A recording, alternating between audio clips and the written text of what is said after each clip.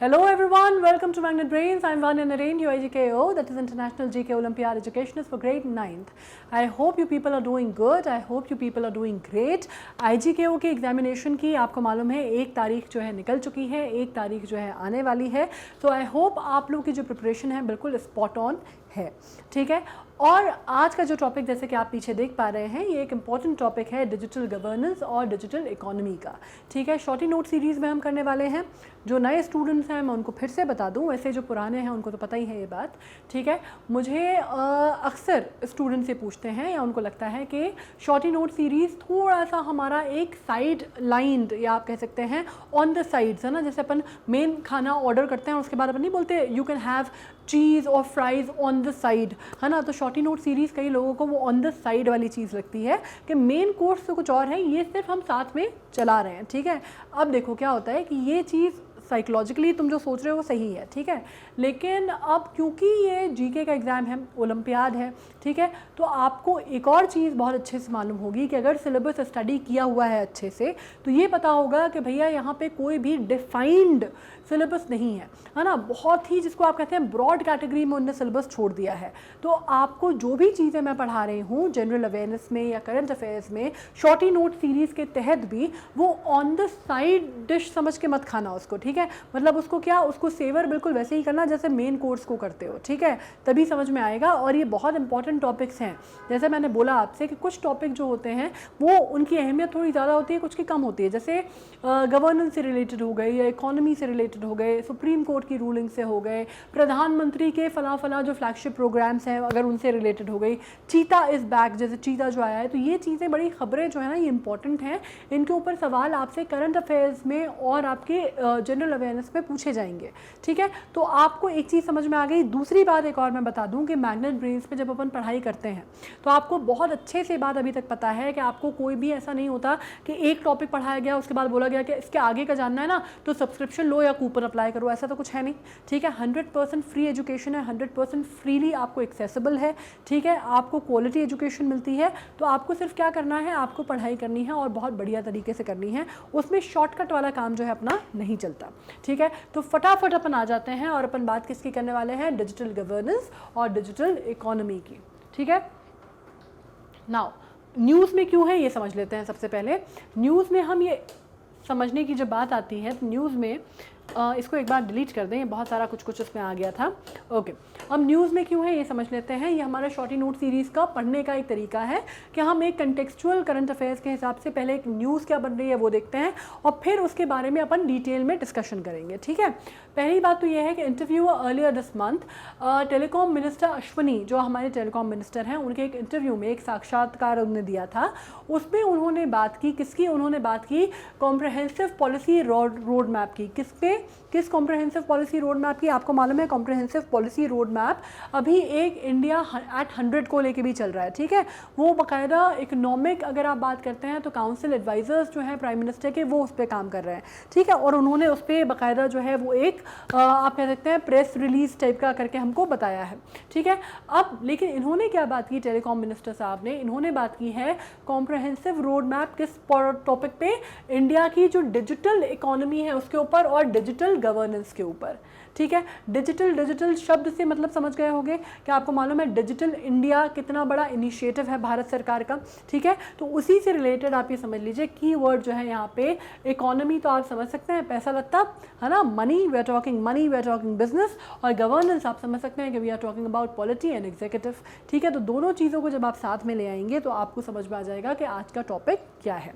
ठीक है. अब इसी बारे में जो उन्होंने कहा था टेलीकॉम मिनिस्टर साहब ने, इन दोनों बहुत ही इंपॉर्टेंट मुद्दों के ऊपर अपन डिटेल में चर्चा कर लेते हैं. ठीक है. नेक्स्ट. अब देखो डिजिटल गवर्नेंस बेसिकली क्या है ये समझो. डिजिटल गवर्नेंस जैसे यहाँ पे देख पा रहे हो तो ये जो पूरा का पूरा मैप है, मैप कह रही हूँ, ये पूरा डायग्राम है, इसको देख के क्लियर हो रहा होगा. ठीक है. समझ लेते हैं. इलेक्ट्रॉनिक गवर्नेंस या ई गवर्नेंस. ठीक है. इलेक्ट्रॉनिक गवर्नेंस या ई गवर्नेंस या डिजिटल गवर्नेंस आप समझ सकते हैं. इनको डिफाइन कैसे कर सकते हो, इनको डिफाइन ऐसे कर सकते हो कि इंफॉर्मेशन एंड कम्युनिकेशन टेक्नोलॉजी जिसको आप बोलते हैं INC.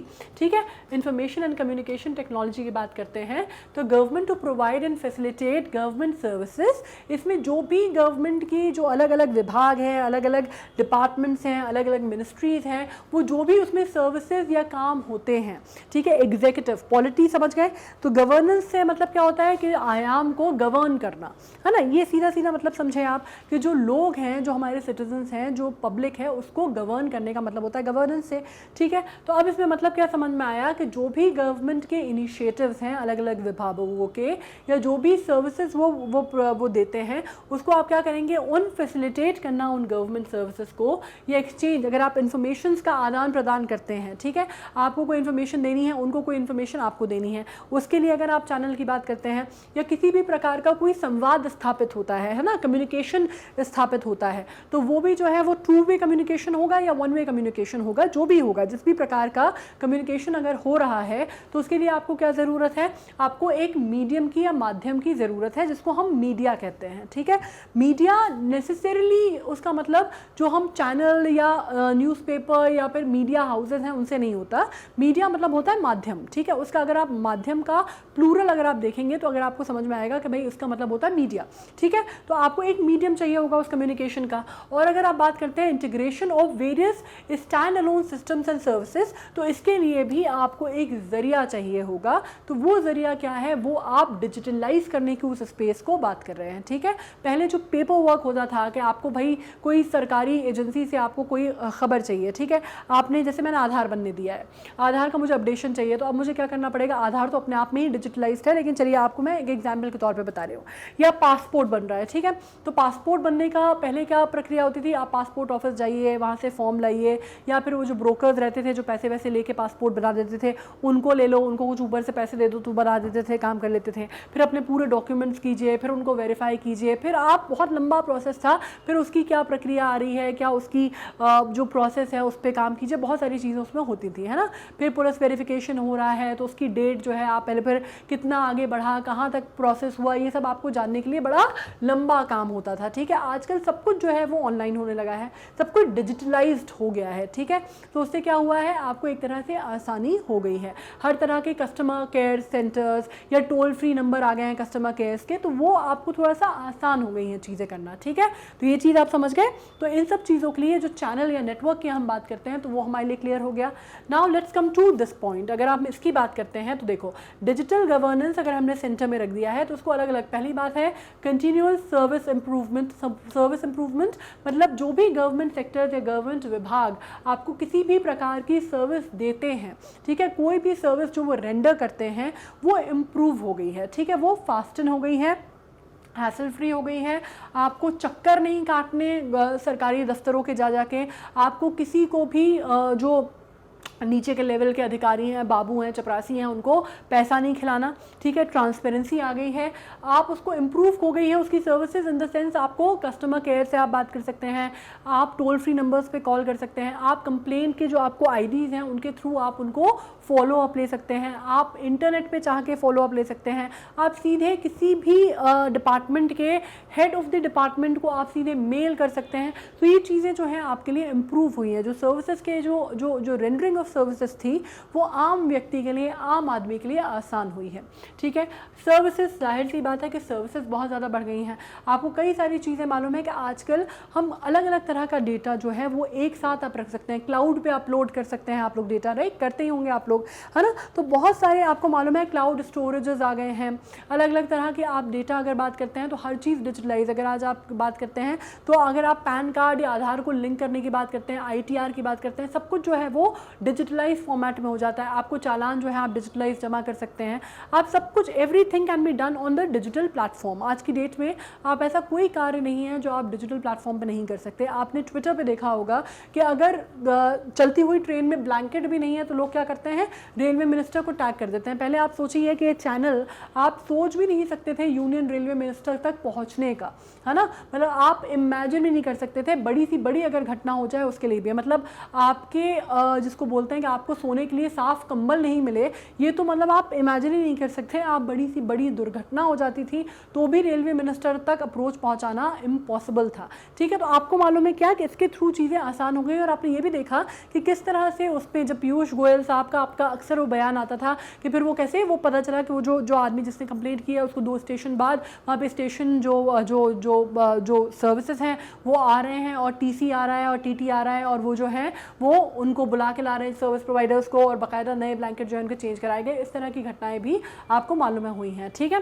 So that is also very important. आपकी सर्विसेज जो हैं वो थोड़ी आपको आसान हो गई हैं, चैनल ब्रेक हो गया है, ठीक है। सप्लायर चेंज के लिए बहुत आसान हो गई है, आपको मालूम है चीज़ें आसान हो गई हैं। कॉन्ट्रैक्ट, डिलीवरी, गवर्नेंस, ये सब कुछ जो है वो बेसिकली डिजिटल गवर्नेंस का हिस्सा है, ठीक है। मतलब इनके बारे में अपन आगे पढ़ेंगे। गवर्नेंस तो आप समझ ही रहे हैं, डिलीवरी जो है वो आपकी किसको बोलते हैं, स्विफ्ट डिलीवरीज हुई हैं, एफिशिएंट डिलीवरीज हुई हैं। कॉन्ट्रैक्ट्स जो हैं वो आपके लिए आसान हो गए हैं because of course you are going out of the paper work domain, so things are becoming easier and more efficient in terms of how you are laying out your plans, ठीक है। so that is one of the aspects of it.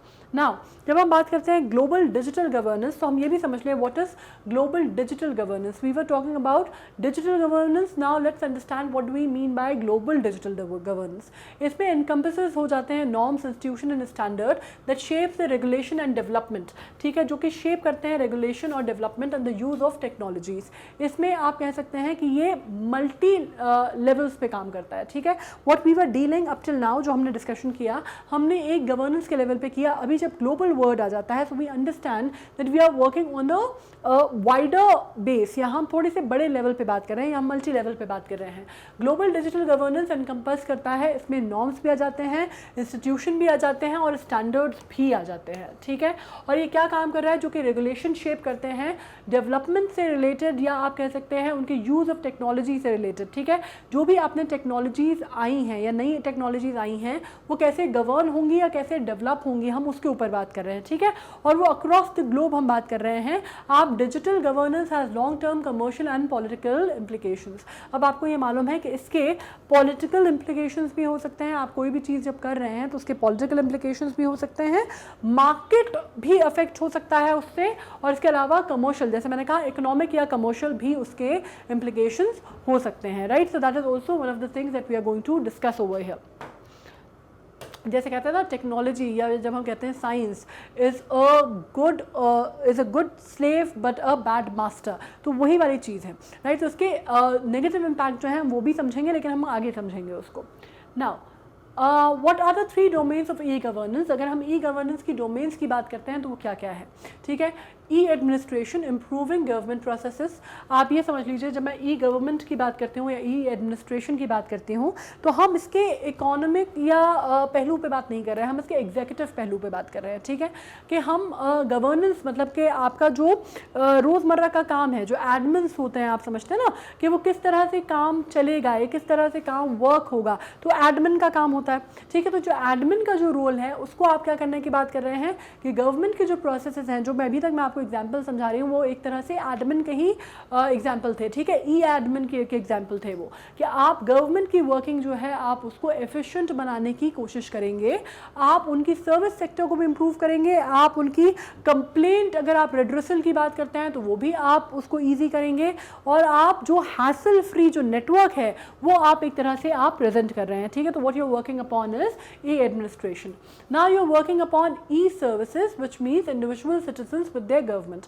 मतलब आप एक व्यक्ति को अपनी सरकार के साथ जोड़ने का काम कर रहे हैं, चाहे वो आपकी लोकल सरकार हो, चाहे आप डिस्ट्रिक्ट लेवल पे बात करते हो। अगर आज की डेट में आप चाहते हैं तो आप सीधे आप अपने जो आपको मालूम है कि आपके एसडीएम हैं उनको आप एक मेल दे सकते हैं, या अगर आज की तारीख में आप चाहते हैं तो आप सीधे अपने कलेक्टर से कनेक्ट कर सकते हैं, या आप चाहें तो आप किससे, आप अपने जो स्टेट है उसके मुख्यमंत्री को आप टैग कर सकते हैं ट्विटर पे, या आप यूनियन मिनिस्टर को कर सकते हैं। तो आप क्या कर रहे हैं, आपको एक तरह से आप इंडिविजुअल्स को सरकार से जोड़ रहे हैं, पहली चीज़। और दूसरी, आपको ये मालूम है कि जितनी भी सर्विसेज हैं, जैसे मैंने कहा आधार, ई आधार की बात हो गई, या अगर मैं आपसे पैन कार्ड या आधार के लिंक करने की बात कर रही हूँ तो उसकी बात हो गई, या आपका जन्म से लेके मृत्यु प्रमाण पत्र भी जो है डिजिटलाइज फॉर्मेट में आ गया, ठीक है, तो वो बात हो गई। या अगर आप बात करते हैं पासपोर्ट की, तो आपको मालूम है पासपोर्ट सर्विसेज जो है आप कैसे एप्लीकेशन है वो सब आप दे सकते हैं। तो you know everything is available online. आजकल जितनी सर्विसेज हैं वो ई सर्विसेज के तौर पे आपको काम देती हैं, ठीक है। इसमें e society, building interaction with and with in civil society. E society में क्या होता है, जो आपने जैसे कि आपने काउंसिल्स हैं या आपने आप बात कर सकते हैं नेटवर्किंग ग्रुप्स हैं, ठीक है। तो आप क्या कर रहे हैं, बेसिकली आप सरकार से भी करस्पॉन्ड कर पाते हैं, सर्विसेज जो हैं वो भी आप ऑनलाइन जो है वो एक्सेस कर पाते हैं, and you are trying to interact and you are already interacting with civil society. आपके आसपास का जो समाज है जिसमें आप रहते हैं, right, a man is a social animal, you live in a society. So आप अपने सोसाइटी का जो चीज़ें चलती हैं वो भी आप सिविल सोसाइटी में आपस में जो इंटरैक्शन होता है वो भी, और जो इंटरनल इंटरैक्शन होता है उसका भी आप हिस्सा बन सकते हैं थ्रू डिजिटल गवर्नेंस, ठीक है। अब e administration, improved processes, external extraction, आपको मालूम है एक्सटर्नल इंटरैक्शंस बोला जाता है इनको, और कनेक्टेड सिटीजन की अगर हम बात करते हैं ई सिटीजन या ई सर्विसेज में, तो आपको मालूम है कि भारत कोई या कोई भी देश फॉर दैट मैटर उतना ही मजबूत होता है जितने इसके नागरिक मजबूत होते हैं, या कोई भी देश उतना ही, दोनों चीज़ें हैं, ये वाइसा वर्सा भी है, ठीक है। कोई भी देश के नागरिक भी उतने ही मजबूत होंगे जितना उसका देश मजबूत होगा। तो आप ये दोनों जिसको आप कह सकते हैं ना इंटर कनेक्टेड चीज़ें हैं। सो आप अपने सिटीजन्स को या अपने देश के नागरिकों को भी ऑन सेम पेज लाने की कोशिश कर रहे हैं, उनको भी आप उनमें भी संबंध स्थापित करने की कोशिश कर रहे हैं अक्रॉस रिलीजियस और रीजनल और सेक्टोरियल और whatever any boundaries, ठीक है। So that is what you are trying to establish over here. Now अगर मैं बात करती हूँ if there a historical parallel to governing की इकोनॉमिक सेक्टर ग्लोबली, अगर हम इसकी बात करते हैं तो क्या ऐतिहासिक तौर पर, इतिहास की अगर हम बात करते हैं तो क्या कभी ऐसा कोई हमारे पास, आप कह सकते हैं कि क्या इस तरह की कोई हमारे पास स्टैटिस्टिक्स है या इस तरह की कोई घटना कभी देखी गई है क्या इतिहास में, जब आप बात कर रहे हैं कि पूरे विश्व को आप इकोनॉमिक सेक्टर को ग्लोबली कनेक्ट करने की बात करें, उसके ऊपर हम बात करते हैं। सबसे पहली बात जब हमारे दिमाग में आता है, सबसे पहले हम क्या सोचते हैं, हम डिजिटल इकोनॉमी को सोचते हैं। जब हम डिजिटल इकोनॉमी या डिजिटल गवर्नेंस की बात करते हैं तो हमें लगता है ये तो अभी अभी की टेक्नोलॉजी है ना, अभी अभी आई है, जो कि सही भी है। गूगल अभी अभी आया है, गूगल हमारे टाइम पे जब हम पढ़ाई करते थे तब हमारे टाइम पे गूगल नहीं था, राइट। लेकिन हमें क्या लगता है, लेकिन एक जो दिमाग में हमारे आता है ये है कि ये आजकल की टेक्नोलॉजी है, ठीक है।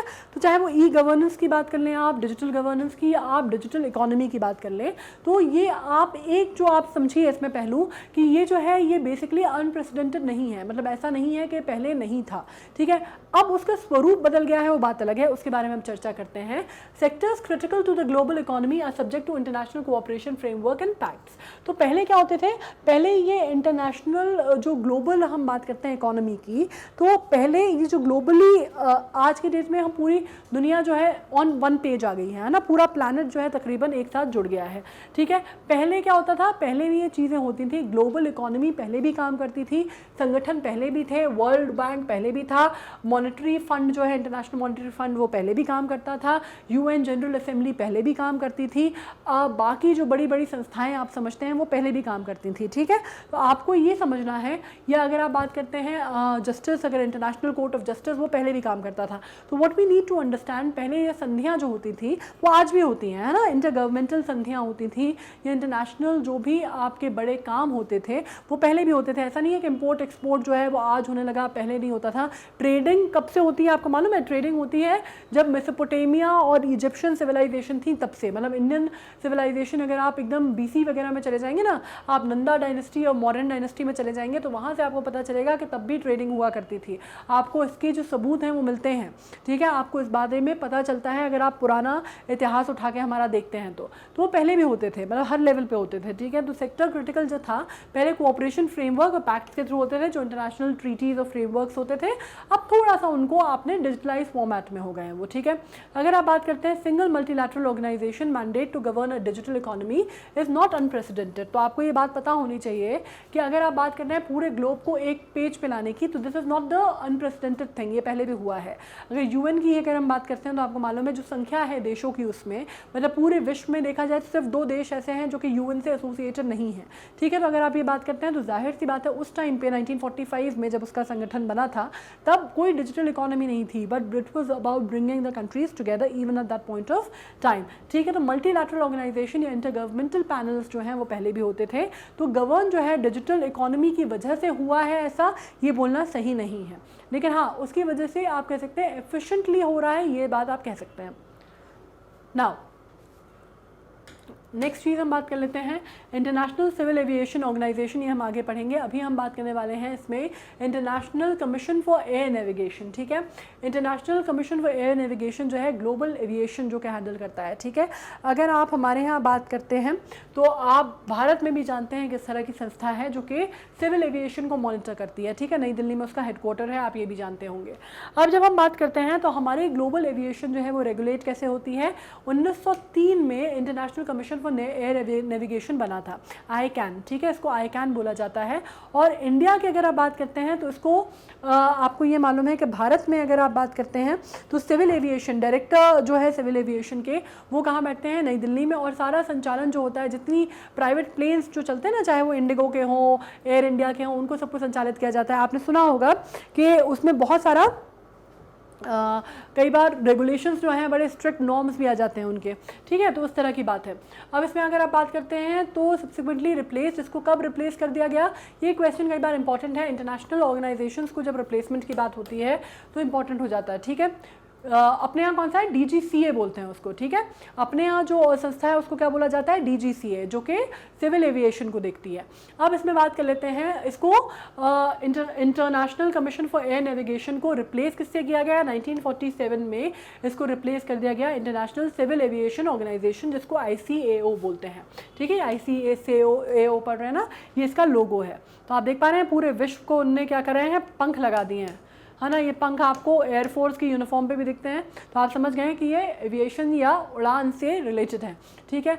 अब इसमें अगर हम बात करते हैं बैंक फॉर इंटरनेशनल सेटलमेंट, जिसको हम BIS बोलते हैं, इसी तरह से अगर आप बात करते हैं मॉडर्न इंटरनेशनल बैंकिंग सिस्टम जो है वो बैंक ऑफ इंटरनेशनल सेटलमेंट या BIS से जो है वो संचालित होता था, ठीक है। ये इंस्टीट्यूशन जो है इसको इनिशियली इंटर वॉर पीरियड में चालू किया गया था, जब आप कह सकते हैं 1930 में, to oversee Germany's operation to allies under the treaty of Versailles. Treaty of Versailles की अगर आप बात करें तो आप ये बहुत अच्छे से जानते हैं कि मैं जर्मनी की जब बात कर रही हूँ और मैं इंटर वॉर की बात कर रही हूँ, तो आप ये समझ रहे हैं कि इट वाज अ टाइम जब जो इंटरनेशनल कॉन्फ्लिक्ट का बहुत मेजर टाइम था, ठीक है।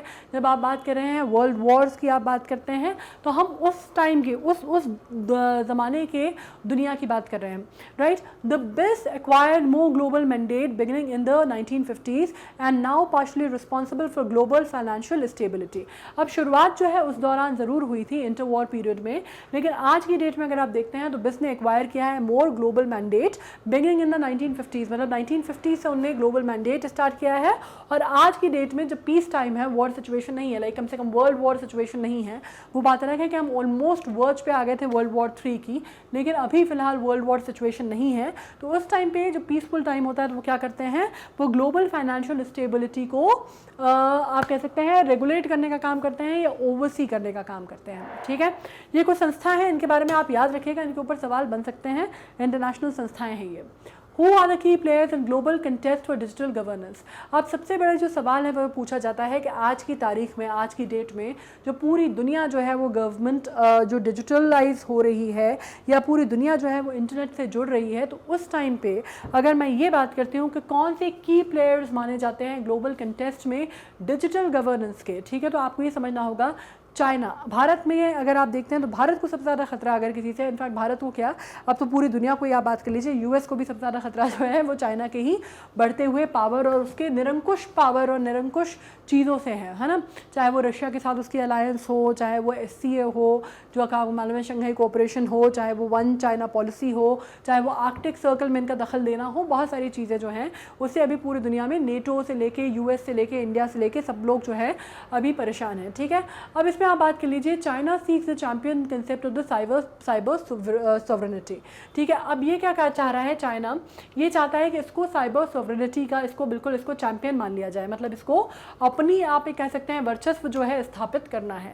और आप एक और चीज़ जानते हैं कि चाइना टेक्नोलॉजिकली बहुत एडवांस है, ठीक है। आपको ये मालूम है कि बहुत ज़्यादा इसका जो चंक है, अगर आप GDP की बात करते हैं तो वो टेक्नोलॉजिकल सेक्टर से भी आता है। और टेक्नोलॉजी आज की डेट में चाइना की इतनी स्ट्रॉन्ग है कि आप अगर कितना ही बहिष्कार करने की बात करें कि भाई हम चाइना से कुछ नहीं लेंगे और चाइना के जो हमने 3-4 ऐप हैं, चाहे वो क्या हम बात करते हैं वो क्लीन ऐप था, या अगर हम उसकी कुछ शीन कुछ जो ई कॉमर्स की वेबसाइट हैं उनको अगर हम बैन भी कर देते हैं उससे कोई फ़र्क नहीं पड़ता, क्योंकि एक पेन से लेके इस बोर्ड से लेके आप एक कंघा तक अगर इस्तेमाल कर रहे हैं तो उसमें कहीं ना कहीं चाइनीज़ टेक्नोलॉजी इन्वॉल्व है। जो आप फ़ोन इस्तेमाल करते हैं कहीं ना कहीं आप किसी ना किसी रूप में चाइनीज़ टेक्नोलॉजी आप वो कर ही रहे हैं, इस्तेमाल आप कर ही रहे हैं, और ये पूरे विश्व का हाल है। ठीक है, तो आपको मालूम है कि क्या बात करने की कोशिश कर रहा है वो, एक तरह से वो अपनी सॉवरेनिटी जो है वो साइबर सॉवरेनिटी भी अपनी कायम करना चाह रहा है। ठीक है, अब उसमें ऑथोरिटेरियन विजन जो है उसका वो पहला मॉडल है। मतलब अगर आप बात करते हैं notably China is emerging as a standard bearer for this model with a desire to reinvent the internet. मतलब वो बेसिकली क्या बात कर रहा है, वो ये बात कर रहा है कि साइबर सॉवरेनिटी वो चाहता है, वो तो ठीक है, लेकिन आपको ये मालूम है कि साइबर डेटा चुराने में भी चाइना बहुत आगे है। आपको ये मालूम है कि साइबर डेटा थेफ्ट या साइबर डेटा वल्नरेबिलिटी का मामला भी अगर आप देखें तो पूरी दुनिया के जो विश्व की जो सिक्योरिटी एजेंसीज हैं उन्होंने इसका ख़तरा जो है जताया है। ठीक है, तो वो क्या करना चाह रहा है, वो री इन्वेंट करने की बात करता है इंटरनेट को, और वो क्या करना चाह रहा है, साइबर सॉवरेनिटी का जो उसका कंसेप्ट है वो अपना लागू करना चाह रहा है। वो अपने आप को सबसे ज़्यादा ऊपर ले जाना चाहता है, और वो नया एक आप कह सकते हैं वो एक नई दुनिया की शुरुआत जो है वो अपने टर्म्स एंड कंडीशंस पे करना चाहता है। ठीक है, allowing countries to control the access to the internet censor content. अब मतलब क्या हो रहा है, इसमें क्या होगा, साइबर सॉवरेनिटी आ गई तो क्या मतलब होगा, जाहिर सी बात है कि जो बाकी कंट्रीज हैं उसको आप क्या कर सकते हो, कंट्रोल कर सकता है एक्सेस टू द इंटरनेट। ठीक है, censor content institute data localisation requirement as pretext to protecting individual national interest. अब आप ये मान लीजिए कि किसी भी अगर एक कंट्री के पास, आप ये सीधी सी बात मान लीजिए, डिजिटल इकोनॉमी या डिजिटल गवर्नेंस का एक फ्लिप साइड ये है कि हर चीज़ जो है आपकी इंटरनेट पे अवेलेबल है, and anything which is there on the internet is not 100% safe. ठीक है, मतलब अगर आपके पास पेपर फाइल है तो उसको तो आप 10 लॉकर के अंदर उठा के रख दो, लेकिन अगर आप डिजी लॉकर्स की बात करते हैं जहाँ पे हम डिजिटल इकोनॉमी की बात करते हैं तो we understand that they are not 100% full proof. मतलब अगर आपको मालूम है इतने बड़े बड़े हैकर्स बैठे हुए हैं जिन्होंने नाक में दम कर रखा है, बड़ी बड़ी सॉफ्टवेयर कंपनीज जो हैं सबके जो काम है एकदम सबके काम धराशाही हो जाते हैं। राइट, आपको ये मालूम है कि इतना आसान है ब्रीच करना सिक्योरिटी को जब हम बात करते हैं डिजिटल सिक्योरिटी की। ठीक है, तो आप ये सोचिए कि कितना डेटा, कितना अगर सरकारी वेबसाइट्स को हैक कर लिया जाता है या ब्रीच कर लिया जाता है उनकी सिक्योरिटी को, तो कितनी चीज़ें कॉम्प्रोमाइज़ हो जाएंगी।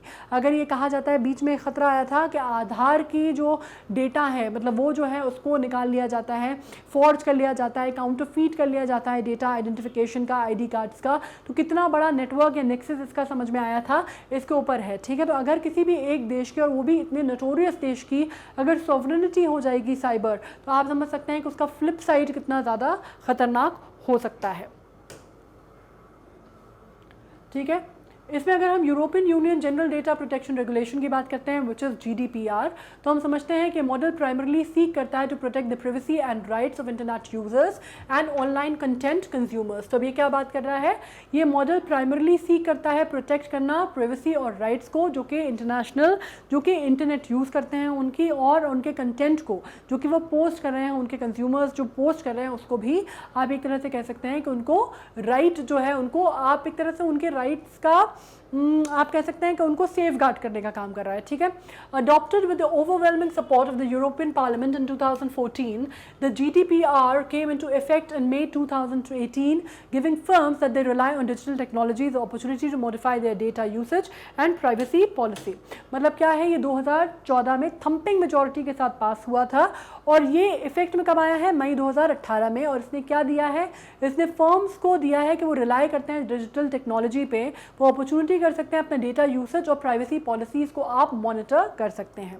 The adoption of the GDPR has been a turning point for the global internet governance as consumers gain unprecedented control over their data in manner that preserved freedom and openness online। और इसके वजह से GDPR की वजह से क्या माना जाता है, इसने एक जो इंडिविजुअल्स के हाथ में जो पावर दिया है वो अपने आप में अनप्रेसिडेंटेड है, क्योंकि आपका जो डेटा है वो आप खुद उसको गवर्न कर सकते हैं, फर्म्स उसको गवर्न कर सकती हैं without any third party involvement और इंटरफेरेंस इन दैट, और आप कह सकते हैं कि वो डेटा को आप सेव कर सकते हैं, सिक्योर कर सकते हैं और प्रिजर्व कर सकते हैं ऑनलाइन, उसका जो भी एक्सेस है उसको भी, और वो ऑनलाइन किस तरह से आप उसको यूज़ कर रहे हैं उसको भी। तो you have got a kind of a upper hand, मतलब individuals and firms got an upper hand अपने डेटा को सिक्योर करने में एंड उसका एक्सेसिबिलिटी में। ठीक है, अब हम बात कर लेते हैं ग्लोबल डिजिटल गवर्नेंस की, कि इसकी अहमियत क्या है। ठीक है, हमने काफ़ी सारी चीज़ें इस पर पढ़ ली हैं ऑलरेडी, तो ये चीज़ें हमारे लिए आइडिया है हमको कि हम जो भी डिस्कशन कर रहे हैं एक बार हम इन जनरल समझ लेते हैं कि क्यों इंपॉर्टेंस होती है ग्लोबल गवर्नेंस की। ठीक है, मेन ऑब्जेक्टिव देखिए क्या है। अगर हम ई गवर्नेंस की बात करते हैं या डिजिटल गवर्नेंस की बात करते हैं, तो सबसे पहली बात, जैसे मैंने कहा कि एक यूज़र फ्रेंडली, आप एक कह सकते हैं इंटरफेस जो है ये प्रोवाइड करता है। ठीक है, फ्रेंडली है, अफोर्डेबल है। ऑफकोर्स आपको मालूम है जब आप हैसल की जब हम बात करते हैं, तो जब हैसल फ्री हो जाएगी कोई चीज़, आपको मालूम है कि आपको 10 चक्कर नहीं लगाने, आपको एक अगर फॉर्म फिल करना है या आपको कोई गवर्नमेंट की कोई स्कीम है या कोई सर्विस है जिसको अवेल करना है, तो आपको ये मालूम है कि आप घर पे बैठे बैठे वो काम हो जाएगा, या आपके जो भी आपके आप कह सकते हैं फोरम है, आपको आप अगर जैसे यहाँ पे अपने यहाँ कौन सा होता है, ऑनलाइन होता है। ठीक है, ऑनलाइन MP ऑनलाइन, जैसे मध्य प्रदेश में MP ऑनलाइन है, वैसे अलग अलग स्टेट्स में ऑनलाइन सर्विसेज प्रोवाइड की जाती हैं। ठीक है, उपभोक्ता केंद्र बने हुए हैं, वहाँ पे अगर आप जाके करते हैं तो बहुत ही नॉमिनल चार्जेस पे, अगर आप घर पे काम नहीं कर पा रहे हैं, इन केस अगर आपको कोई दिक्कत हो रही है, तो आप बहुत ही नॉमिनल चार्जेस पे इन जो कियोस्क पे या इन जो डेस्क पे जाके अगर आप काम करते हैं, तो आपको बड़े सस्ते दर पे वो काम आपका हो जाता है। मतलब बनस्पत किसके, अगर हम सस्ता महंगा, ये जो हम कंसेप्ट बात करते हैं ना, कोई चीज़ बहुत महंगी है या कोई चीज़ बहुत सस्ती है, तो हम बेसिकली उसको क्या करते हैं, एक मानदंड होता है हमारे दिमाग में, है ना, एक मानक होता है जिसको हम बेस लाइन बना के किसी चीज़ को महंगा या सस्ता बोलते हैं। राइट, तो अगर आप देखते हैं जो पहले जो पैसे लगते थे या रिसोर्सेज खर्च होते थे या वक्त लगता था, या आप कह सकते हैं कि जो टाइम पीरियड लगता था और आने जाने में और जो आपका खर्चा होता था, वो तो हम काउंट ही नहीं करते, है ना। कि आप कह रहे हैं कि भाई जो सरकारी दफ्तरों में चक्कर लगाने में जो पैसा खर्च हो रहा है, बाबू को चाय पिलाने में हो रहा है या आने जाने में हो रहा है, तो आप सोचिए कि कितना ज़्यादा, एक तो हैसल भी था, पैसा भी खर्च होता था और टाइम कितना ज़्यादा कंज्यूम होता था। तो एक तरह से वो अफोर्डेबिलिटी बहुत ज़्यादा आ गई है। ठीक है, एफिशिएंट इंटरफेस है। एफिशिएंट मतलब जैसे मैंने कहा कि टाइम कंज्यूम नहीं कर रहा है आपको एक जगह पर एक ही छत के नीचे, या आप एक अम्ब्रेला उसमें अगर आप देखते हैं तो आपको सारी सर्विसेज प्रोवाइड हो जा रही हैं। राइट, तो ऑब्वियसली एफिशिएंसी आई है, एफिशिएंट इंटरफेस है, किसके बीच में, सरकारों के बीच में और उनके सिटीजन्स के बीच में। ठीक है, मतलब अगर आप बात करते हैं एक नॉर्मल तौर पे, तो सरकारी संस्थाओं के बीच में, अलग अलग डिपार्टमेंट्स के बीच में, अलग अलग मिनिस्ट्रीज के बीच में और लोगों के बीच में, या फिर आप कह सकते हैं जो भी उनका टारगेट ग्रुप है उनके बीच में। ठीक है, तो ये चीज़ आपके समझ में आती है ऑफकोर्स। ठीक है, it is about ensuring greater transparency. Greater transparency मतलब अगर जैसे मैंने आपसे कहा कि आपने कोई फॉर्म भरा, ठीक है, पहले आपको ये पता ही नहीं होता था कि आपने अगर कोई चालान जमा कर दिया या आपने कोई फॉर्म जमा कर दिया तो उसकी प्रोसेस कैसे हो रही है। ठीक है, मतलब भगवान भरोसे हिसाब चलता था कि आप कभी पहुंच गए, आपने कभी देख लिया तो आपको पता चल गया, आप कभी गए फिर आपने जाके वो कह दिया कि सर हमारी फाइल कहाँ तक आगे बढ़ी, तो पता चला कि वो एक डेस्क से दूसरे डेस्क पे ही पहुंच पाई है अभी तक। ठीक है, फिर वो दूसरे डेस्क वाले जो हैं वो मोहर लगाएंगे, फिर आप उनको थोड़ा सा चाय पानी दीजिए, उसके बाद वो आगे बढ़ेगी। मतलब ये एक, नॉट टू टेक ऑफेंस, लेकिन ये एक बेसिक ढर्रा है जिसको देखा जाता है। ठीक है, भारत में मतलब अगर आप काम करते हैं तो ये बड़ी अजीब सी चीज़ आपको लगेगी कि जब मैं आपको डिपार्टमेंट का नाम नहीं लूँगी, लेकिन मैं अपने पिता के साथ जब हम छोटे थे, स्कूल में पढ़ती थी मैं, तो उस ज़माने में आप ही की उम्र की, तो जब मैं जाती थी पर्टिकुलर एक डिपार्टमेंट से हमारा बहुत लेना देना था, तो वहाँ जाते थे, सरकारी विभाग था, वहाँ से हमारे टेंडर वगैरह निकलते थे, तो मैं जाती थी तो वहाँ पे एक वो कहते थे कि भाई इतना % इनको देना है, इतना % उनको देना है, इतना % इस डेस्क को देना है। तो मुझे लगता था कि % जो है ये सरकार तय करती है। तो मैं फादर से अपने पूछती थी कि पापा हमने इसके पैसे भर दिए, हमने सब कुछ भर दिया, ये % हम बेसिकली क्यों देते हैं, मतलब ये कैसे तय करती है सरकार। तो वो बहुत ज़ोर से हंसे और मुझसे कहते हैं बेटा ये जो सरकार है ये तय नहीं करती है, ये जो इन्होंने खुद ने तय कर रखा है कि इतने % इसको, इतना % उसको, इतना % इसको। और मैं 9th-10th में थी और मुझे बड़ा शॉकिंग लगी वो चीज़ कि इतना ऑर्गेनाइज्ड करप्शन है हमारे यहाँ कि इतना बाकायदा % तय है कि इतना 1% इसको जाएगा, 2% बड़े साहब को जाएगा, 1% ये लेगा, मतलब आपको सब मालूम है कि कौन कितना लेगा। And I had a kind of a tiff with my father कि पापा आप क्यों करते हो ये काम, मतलब आप हम देते हैं तभी तो लोग लेते हैं, है ना, अगर हम देना बंद कर दें तो लोग लेना बंद कर दें। तो ही वॉज लाइक कि चल ठीक है, तेरी बात मान के मैं नहीं करता, मैं नहीं देता, ठीक है। कहते फिर आप देखना, और वाकई में उन्होंने मुझसे कहा था कि जो चीज़ 2 दिन में हो सकती थी वो तू देखना, ये नहीं होगा, ये लटका रहेगा, मामला लटका रहेगा, ये नहीं करेंगे तो ये नहीं करेंगे। फिर खैर उनकी पहचान थी मेरे पिता की, उन्होंने हायर अथॉरिटीज से बात की, उनके दोस्त थे जो कि चेयरमैन थे उस विभाग के, तो खैर हमारा काम हो गया। लेकिन ये भी आप सोच लीजिए कि मेन उससे नहीं हुआ, है ना। अगर आप कहें कि आप बिल्कुल जिसको आप कहते हैं औपचारिक तौर पे, जिसको आप कहते हैं कि बिल्कुल जैसे होना चाहिए वैसे नहीं हुआ, मतलब फाइनली यहाँ पे फिर पैसे उन्होंने नहीं दिए या यहाँ पे वो करप्शन के भागीदार नहीं बने, तो यहाँ पे पहचान थी, ठीक है, इसलिए हो गया। लेकिन अगर कोई व्यक्ति, मैं हमेशा सोचती हूँ कि कोई व्यक्ति जिसकी कोई पहचान भी नहीं है और जिसके पास बेचारे के पास ये पैसे भी नहीं है, मतलब कोई रोजी रोटी अपनी जमा करता है, तो कैसे आदमी आगे खिलाएगा, है ना। और कैसे आपकी कोई पहचान भी नहीं है बड़े स्तर पे, तो आपका काम नहीं हो पाएगा। ये एक बहुत ही कड़वी सच्चाई जो है वो है, ठीक है। तो आप एक तरह से मान सकते हैं कि डिजिटल गवर्नेंस की वजह से कहीं ना कहीं उसमें थोड़ा सा, मैं ये नहीं कहूँगी कि बिल्कुल पूरी तरह से जो करप्शन है वो खत्म हो गया है, ठीक है। करप्शन हमारे यहाँ इतनी ज़्यादा, जिसको कहते हैं ना, जड़ में बैठी हुई समस्या है कि आप ये कहें कि पूरी तरह खत्म हो गया तो ये तो बहुत ही यूटोपियन बात है, या हम कहें कि किसी भी चीज़ से आने से वो पूरी तरह खत्म हो जाएगा, ये भी अपने आप में एक यूटोपियन थॉट है। यूटोपियन मतलब एक ऐसी दुनिया की, एक ऐसी स्टेट की कल्पना करना जो कि बेसिकली एग्जिस्ट नहीं करता, ठीक है। तो ये तो मैं नहीं कह रही, लेकिन हाँ ये ज़रूर है कि एक लेवल ऑफ ट्रांसपेरेंसी आया है। मतलब पहले ये जो फाइल घूमती थी एक डेस्क से दूसरी डेस्क और ये परसेंटेज जो बंधे हुए थे, ये कहीं ना कहीं कम हुआ है, क्योंकि हर चीज़ जो है अब ऑनलाइन आ गई है, या हर चीज़ जो है वो सामने समक्ष आ गई है, ठीक है।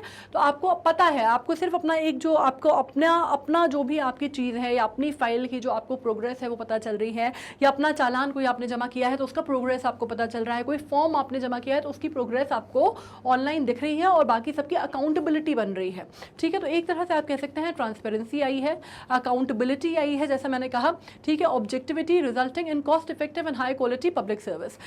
As you can understand in a simple way कि इससे आपको मालूम है cost effective, time effective and money effective. Obviously आपको पब्लिक सर्विस मिल रही है और हाई क्वालिटी हो रही है, उच्च गुणवत्ता की मिल रही है। Why? Because you are answerable and accountable not only to people but your departmental heads, to the government, to the ministry under whom you are serving, ठीक है। तो आपको मालूम है एक तरह से चेक एंड बैलेंस वाला जो फंडा है वो यहाँ पे अप्लाई हो गया है, which is a very good thing.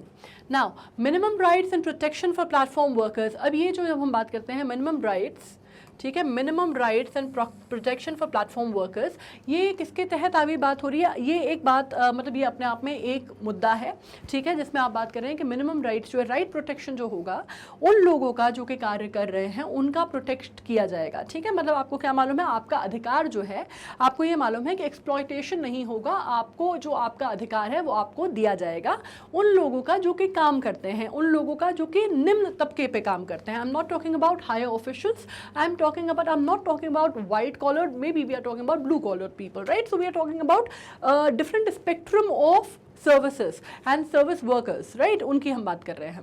अब इसमें आप G20 समिट की जब मैं बात करती हूँ, G20 समिट हमने डिस्कशन भी किया हुआ था, G7 समिट होता है, वैसे ही G20 होता है, which is what, group of 20, है ना, ग्रुप ऑफ 20, 20 एग्जैक्टली नहीं है, 20 कंट्रीज़ तो नहीं कह सकती मैं, ग्रुप ऑफ 20 इसलिए कह सकते हैं आप, 20 एंटिटीज़ कह सकते हैं, 20 कंट्रीज़ नहीं कह सकते यहाँ पे, ठीक है, G20 में, क्योंकि यहाँ पे 19 कंट्री है और एक यूरोपियन यूनियन है, ठीक है। तो यूरोपियन यूनियन आपको मालूम है संग्रह है कंट्रीज़ का, तो हम 20 एंटिटी इसलिए बोलेंगे इसको, 20 कंट्रीज नहीं बोलेंगे G20 को, ठीक है। इसमें कंट्रीज कौन कौन सी आ जाती हैं आपको मालूम है, यूरोपियन यूनियन आ जाता है, यूके आ जाता है, यूएस आ जाता है, रशिया आ जाता है, चाइना आ जाता है, इंडिया आ जाता है, अर्जेंटीना आ जाता है, सऊदी अरेबिया आ जाता है, इंडोनेशिया आ जाता है, बहुत सारी कंट्री, कोरिया आ जाता है, बहुत सारी कंट्रीज इसमें आती हैं G20 में, ठीक है, जापान आ जाता है। तो आपको उतनी बड़ी आपको मालूम है कि मेजर, इसमें आप नाम सुन रहे होंगे तो आपको लग रहा होगा मेजर कंट्रीज का एक जो जो आप कह सकते हैं कि एक इंटर गवर्नमेंटल ऑर्गेनाइजेशन है वो G20 है, यूरोपियन यूनियन भी है इसमें, ठीक है, तो आपको ये भी समझ सकते हैं।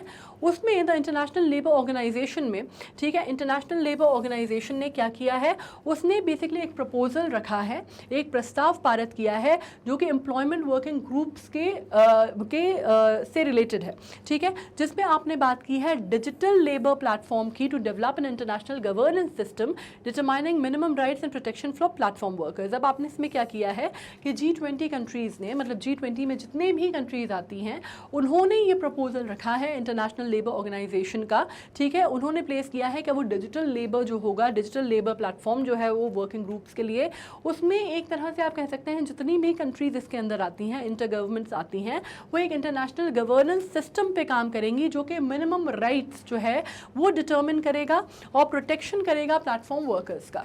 तो आप ये समझ सकते हैं कि कितने बड़े लेवल पे हम ये बात कर रहे हैं या कितने बड़े लेवल पे ये चीज़ होने की तैयारी में है, ठीक है। तो सिर्फ भारत नहीं, भारत के साथ बहुत सारे और भी देश इस काम पे काम कर रहे हैं एक साथ, क्योंकि डिजिटल गवर्नेंस सभी की नीड ऑफ एन आवर है। और सारी कंट्रीज़, अगर आप आज की डेट में आप आगे बढ़ना चाहते हैं या आप कुछ भी करना चाहते हैं, तो इट इज़ वेरी इंपॉर्टेंट कि आप अपनी इकॉनमी को और अपनी गवर्नमेंट को आप डिजिटलाइज करें, राइट। आज की डेट में हम स्टोन एज में सर्वाइव नहीं कर सकते, हम ये नहीं कर सकते कि हम कोई भी जिसको आप कहते हैं कि डिजिटलाइजेशन का, या आप कह सकते हैं इंटरनेट का, या आप कह सकते हैं कि किसी भी प्रकार की टेक्नोलॉजी का इस्तेमाल किए बिना कंट्री को रन कर सकें। ये आज से 50 साल पहले की हकीकत थी, लोग करते थे, तब भी होते थे, जैसे मैंने कहा पैक्ट होते थे इंटर गवर्नमेंटल, आपको मालूम है संधियाँ होती थी, सब कुछ होता था, but now the things have changed and we have to change with times, else जो लोग वक्त के साथ नहीं बदलते वो एक्सटिंक्ट हो जाते हैं। जैसे आपको मालूम है, इस पर मैं एग्जाम्पल आपको बताऊंगी कि नोकिया के जो आपको मालूम है MD थे, उन्होंने उनका एक अभी कुछ महीनों पहले उनका एक पूरा का पूरा काफ़ी उनकी एक जिसको आप कहते हैं कि बहुत ही इमोशनल सी एक स्पीच भी आई थी, और he broke down in a conference जब वो दे रहे थे, और उन्होंने कहा I don't understand way we went wrong. क्योंकि नोकिया ने, जब आप मोबाइल टेक्नोलॉजी की बात करते हैं, आई थी जब मोबाइल टेक्नोलॉजी, सेलफोन की टेक्नोलॉजी, तो Nokia and Motorola were the market players, right. आज की डेट में आप जाके देखिए, अगर आप मोबाइल खरीदने जाते हैं, एप्पल को छोड़ दीजिए, Apple is another thing all together.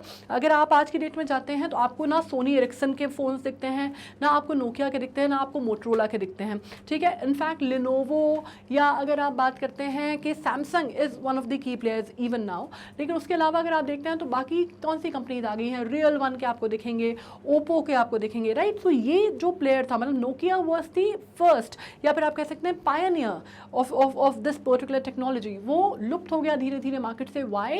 And the market players and the market expert had to say that if he's saying, if the gentleman is saying that we don't know where we made a mistake, then he is highly mistaken, because he was being told by his team, by the technical team, that you are not keeping pace, आप pace नहीं रख रहे हैं with the market trend, with the changing market trend, और आप अगर चलाना चाहते हैं पहले के हिसाब से तो नहीं चलेगा, the change is only constant, so you got to upgrade or you need to uptight your things, right। और वहाँ पे नोकिया फेल हुआ, eventually it is out of market, ठीक है। तो it's a similar thing कि पहले जो चीज़ें चलती थी, पहले जो काम होते थे, आज की डेट में अगर आप सोचेंगे कि आज भी हम वो पेपर वर्क कर लें, या आज भी हम ट्रेडिशनल वे में काम कर लें, so of course traditional has its own importance, उसको आपको साथ लेके चलना है, but it needs to be at least if not replaced, it needs to be complemented by the technical advancement, ठीक है। Now implementation of central bank digital currency project, similarly on the digital money, a reincarnated Bretton Woods is being advocated to address the distrust in private currencies and to coordinate the implementation of the central bank digital currency। अब digital currency की भी बात आ रही है। In fact आपको ये मालूम होगा कि इनफैक्ट हमारे RBI ने, जब हम बात करते हैं क्रिप्टो करेंसी की, है ना, one of the things that we are talking about, maybe one of the things that we talk about is cryptocurrency. आपको मालूम है बिटकॉइन वगैरह की जब हम बात करते हैं, राइट। बट आपको मालूम है कि हमारे यहाँ RBI या सेंट्रल गवर्नमेंट्स की अगर आप बात करते हैं, इंक्रिप्शन मोड पे वो काम करते हैं, तो आपको मालूम है कि RBI ने उसको काफ़ी इस पर जद्दोजहद हुई थी कि RBI ने कहा कि हम क्रिप्टो करेंसी को आप पूरी तरह से नलिफाई कर दें, है ना। फिर सुप्रीम कोर्ट ने उसको होल्ड कर दिया था, फिर सुप्रीम कोर्ट ने उस पर कहा कि हम पूरी तरह से उसको वेवर ऑफ नहीं करेंगे। फिर फाइनली हमारा जो बजट आया उसमें निर्मला सीतारमन जी ने कहा कि अच्छा ठीक है, क्रिप्टो करेंसी को आप एक टैक्सेबल ब्रैकेट में लाया गया। उस पर बहुत सारे वाद विवाद हुए कि भाई जब आप उसको एज अ करेंसी नहीं मानते तो फिर आप उसको टैक्सेशन के ब्रैकेट में कैसे रख सकते हैं, बहुत सारी चीज़ें उस पर चली, ठीक है। मतलब आप गिफ्ट किया जाएगा तो फलाने को इतना टैक्सेशन देना पड़ेगा, इस तरह की बातें हुई, ठीक है। फिर एक बात आई कि उसमें आरबीआई ने कहा कि आरबीआई अपनी खुद की डिजिटल करेंसी लाना चाहता है। अब इसी तरह की जब हम बात करते हैं सेंट्रल बैंक डिजिटल करेंसी, तो ये हमारे यहाँ का सेंट्रल बैंक की बात है। उसी तरह जितने देश हैं उन सब के अपने अपने central reserve and central banks होते हैं, ठीक है। तो उसमें अगर आप बात करते हैं तो डिजिटल मनी या डिजिटल करेंसी के ऊपर जो है चर्चा जो है बहुत गहन हुई है, और इसके ऊपर काफ़ी आप देख रहे हैं ना कि digital money reincarnated Bretton Woods is being advocated is address the distrust in private currencies and coordinate करना है implementation of the central bank digital currency. Central bank digital currencies को आपको बढ़ावा देना है आने वाले समय में। Now digital taxation, finally in the deeply contested area of digital taxation, OECD अभी हम पढ़ चुके हैं पहले, facilitated base erosion and profit shifting negotiations and help arrive at the global solution. मतलब everything is basically we are talking over here, हम एक organisation की बात कर रहे हैं, लेकिन इवन अगर आप लार्जर स्केल पे देखते हैं, ठीक है, तो आप देख सकते हैं contested area, digital taxation has been a very contested area. तो इसमें क्या किया गया है, फैसिलिटेट किया गया है बेस इरोजन और profit shifting negotiations and help arrive at the global solution and the way out is digital taxation. Now digital sovereignty की अगर मैं बात करती हूँ, डिजिटल सॉवरेनिटी जैसे आपने कहा, जैसे अभी हम चाइना की क्या साइबर सॉवरेनिटी की बात कर रहे थे, that China wants a cyber sovereignty, है ना। चाइना क्या चाहता है, चाइना चाहता है कि हमें वर्चस्व जो है वो मिल जाए, हमें साइबर स्पेस का वर्चस्व मिल जाए, हम इंटरनेट को पूरा का पूरा बदल के रख दें, या हम इंटरनेट पे जो दुनिया है उसको अपने हाथ में रख लें या नियंत्रित कर लें, ठीक है। ये चाइना चाहता है। चाइना की बात छोड़ दीजिए, वो तो स्पेस पे भी चाहता है ना, तो स्पेस सुप्रीमेसी, स्पेस सॉवरेनिटी भी चाहता है वो तो, ठीक है। लेकिन अगर हम बात करते हैं splintering in digital sovereignty is now a common place, yet there is no better time for countries to come together and build a framework for global digital governance. तो इसमें आप ये तो नहीं कर सकते, कोई भी कंट्री अफोर्ड नहीं कर सकती, even friendliest of the country भी अफोर्ड नहीं कर सकती, because when we talk about polity and when we talk about international relations, one fact remains at the places that there are no permanent friends and enemies. Of course exceptions are there, like आपको मालूम है कि अगर हम US और UK की बात, US and Russia की बात करते हैं, यूएसएसआर, फॉर्मर यूएसएसआर, आपको मालूम है they were never, like probably from the longest of time they were never on the good terms. लेकिन अगर हम उसकी बात छोड़ देते हैं तो आपको मालूम है कि ये जो समीकरण है ना, राजनीतिक समीकरण जो है, ये समय के साथ, वक्त के साथ बदलते हैं। आपको ये भी मालूम है कि चीज़ें पहले बेटर रहती हैं, ख़राब होती हैं, बहुत सारी चीज़ें बदलती हैं। मतलब इंडिया और पाकिस्तान देख लेते हैं, जैसे हम जब से हम we are very young nation, right, we are very young nation but an old country as it is said, ठीक है। लेकिन अगर आप उसमें देखते हैं, ये राजीव गांधी का कोट है बाय द वे, तो उन्होंने कहा था, लेकिन हाँ, इंडिया पाकिस्तान हमारे बीच में जो झगड़े की जड़ है वो बहुत डिफरेंट है, या आप देख सकते हैं कि वो अभी बहुत मुश्किल हालात हैं। अभी आपको मालूम है कि यूएन जनरल असेंबली में काफ़ी ज़्यादा इस पर चर्चा चल भी रही है। पाकिस्तान के जो डिप्लोमेट हैं उनका कहना है कि पाकिस्तान जो है वो चाहता है कश्मीर मुद्दे का सल्यूशन। ये बातें बहुत ही रटे रटाए से डायलॉग जो है हमारे कान को सुनाई देते हैं। तो हमारे जो डिप्लोमेट हैं उन्होंने बात कहा है कि अगर आप ऐसा चाहते हैं तो फिर आप हमारे ऊपर जो हमला करते हैं टेररिस्ट, उनको पनाह नहीं देते। तो ये जो झगड़ा है हमारा हमेशा से चलता है। तो आई am not talking about exceptions, but what I am talking about is के समीकरण जो है, राजनीतिक समीकरण, वो अक्सर बदलते रहते हैं, ठीक है। तो आप किसी एक कंट्री की फ्रेंडलिस्ट ऑफ द नेबर भी आपका, या फ्रेंडलिस्ट ऑफ द कंट्री भी ये नहीं चाहेगी कि आपकी सॉवरेनिटी हो, right. So what you need to do, आपको एक न्यूट्रल बैलेंस रखना है, ठीक है। मतलब चाइना को अगर आज रशिया सपोर्ट करता है या नॉर्थ कोरिया सपोर्ट करता है, तो वो भी ये नहीं चाहेंगे कि चाइना की सुप्रीमेसी हो जाए या साइबर सॉवरेनिटी हो जाए, कि अपन दोस्तों में नहीं होता कि चल भाई मैं नहीं रखता तू रख ले, तो ये मैं नहीं रखता तू रख ले, ये देश में नहीं होता, ठीक है। सबको मालूम है कि भैया अगर इसका हो गया तो कल ना बाप बड़ा ना भैया सबसे बड़ा रुपया, ये पलट जाएगा तो अपन क्या कर लेंगे इसका, ठीक है। तो आप क्या चाहते हैं, एक बैलेंस अप्रोच लेके चलना चाहते हैं। तो आप क्या कर रहे हैं, डिजिटल सॉवरेनिटी की जगह आप क्या कर रहे हैं, डिजिटल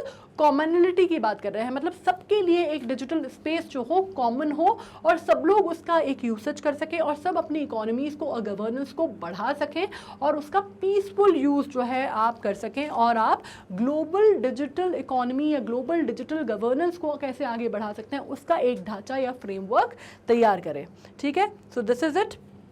नेक्स्ट अगर हम देख लेते हैं कि what are the big 5 tech companies called. अब ये देख लीजिए, ठीक है, ये एक बात जब की जा रही है, जब हम ग्लोबल इकोनॉमी और डिजिटल इकोनॉमी और इन सब की बात कर रहे हैं, तो what we are referring over here is कि हम बात कर रहे हैं कि सबसे बड़ी, अगर आप बात करते हैं तो सबसे बड़ी टेक जायंट्स वर्ल्ड में कौन से हैं। ठीक है, 5 टेक जायंट्स जो है वर्ल्ड में, आप ये समझ लीजिए एप्पल है, of course you know Apple मतलब आईफोन 14 लॉन्च हुआ है and people are like again making memes कि इसमें तो पहले तो एक ही किडनी बिकने की थी, अब तो बिल्कुल ये है कि दूसरी किडनी भी शायद बिक जाएगी, तब जाके आप एप्पल 14 ख़रीद सकते हैं।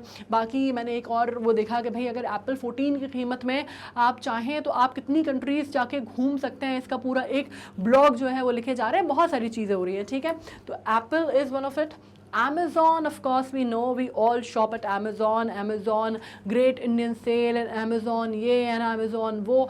I think लोगों के घर में आज तक ये हालत हो गई है जब से Amazon ग्रॉसरी चालू हुई है कि लिटरली नमक और आटा दाल चावल भी Amazon से आने लगा है, right. The same thing Flipkart ने भी स्टार्ट किया है, बट फ्लिपकार्ट अभी बहुत लैग कर रहा है when we talk about Amazon number.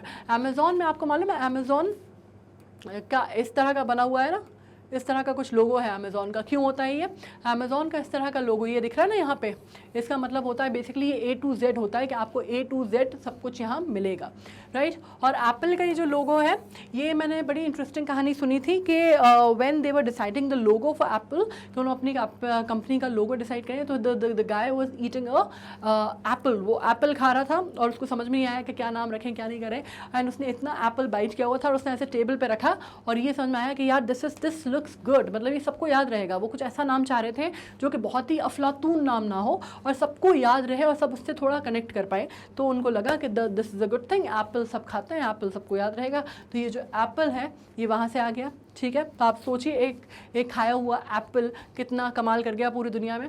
ठीक है, तो उसके बाद हम बात करते हैं Google, of course you know Sundar Pichai आज की डेट में।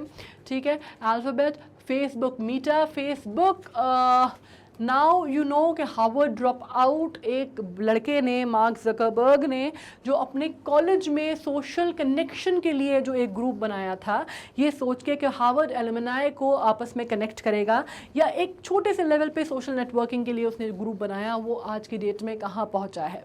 ठीक है, and Microsoft of course Bill Gates को हम सब जानते हैं जिन्होंने पायनियर किया, मतलब MS वर्ड आज भी दुनिया भर के आप कह सकते हैं कि टूल्स आ गए हैं, आज भी दुनिया भर के ऐप्स आ गए हैं, पर फिर भी अगर हम काम करने जाते हैं तो आज भी MS वर्ड और MS एक्सेल या MS पावर पॉइंट जो है वो दिमाग में बैठा हुआ है, रचा बसा हुआ है। ठीक है, तो आपको मालूम है कि कहाँ से आता है, बिल गेट्स का।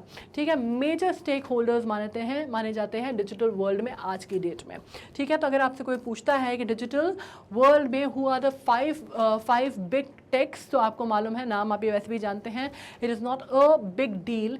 And of course I should tell you one more thing, आपको ये भी मालूम है कि मोस्ट ऑफ देम, अगर आपको मालूम है कि चलिए एप्पल, अमेज़ॉन, तो ये तो मैं मान लेती हूँ, एप्पल अमेज़ॉन तो ऑनलाइन शॉपिंग साइट है, वो छोड़ देते हैं हम, लेकिन when we talk about Facebook या even when we talk about Insta या हम इस तरह की बातें करते हैं, तो we often think that you know it is free of cost. आप जो बनाते हैं पेज, वो सब कुछ फ्री ऑफ कॉस्ट है। आपको याद होगा, अगर नहीं भी होगा तो हम जब कॉलेज में पढ़ते थे, कॉलेज पास आउट कर चुके थे एक्चुअली, उस टाइम पे ऑर्कुट आया था।